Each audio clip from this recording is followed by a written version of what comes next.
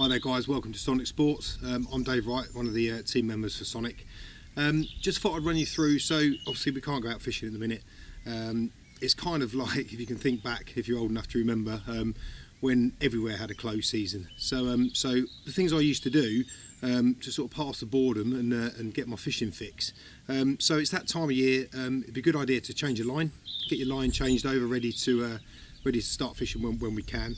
But the other thing is just to do sort of basic maintenance servicing on your reels. So what I thought I'd do is just run you through how I do my servicing on my reels.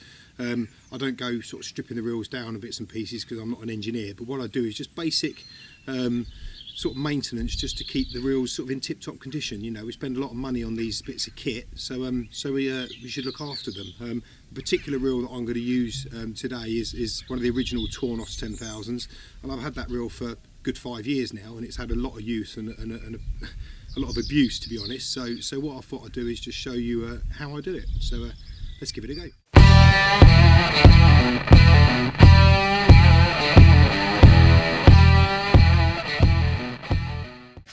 Okay then, so I've moved inside and I've stripped the reel down, ready to go.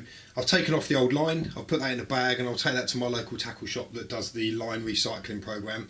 And I'll give the spool a good clean up first. So I use one of my cotton buds and I dig out all of the grime and oil and grease that's built up inside the areas where the spindle and that runs through. You know, the grit will stick to that grease and oil like glue, so give it a really good clean out.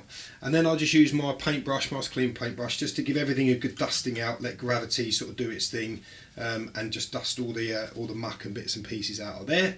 Once I've done that, I just use a bit of wet kitchen roll. I don't want to go spraying oils and greases and stuff all over the spool because it'll only damage the line. So just give the actual spool a good clean off with some wet kitchen roll, and then once that's done, just put that to one side. Paying attention to the sort of main sort of body of the reel, as it were. Get the spindle out to its highest point by turning the handle, and then again use your cotton bud just to give it a good clean out, good digging out, get rid of all the grease and grime that builds up, and then again use your paintbrush just to dust everything off to make sure you've got it all clean.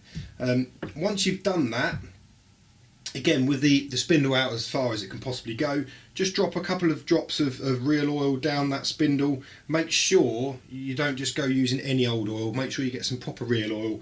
You can get it from your local tackle shop, you can get it online, but make sure you use the correct stuff. I leave that for a few minutes just to make sure the oil has run down the spindle and penetrated into the reel, because if you start spinning the handle straight away, it just splatters it everywhere. Once I've done that, it's just a case of putting it all back together again, and then I'll spool up with some new lines. So that is the reel all stripped down and cleaned. Well, there you go then guys, that's my quick guide into getting your reels set up and serviced. I hope you found it helpful, and hopefully before long we'll be back out fishing. All the very best.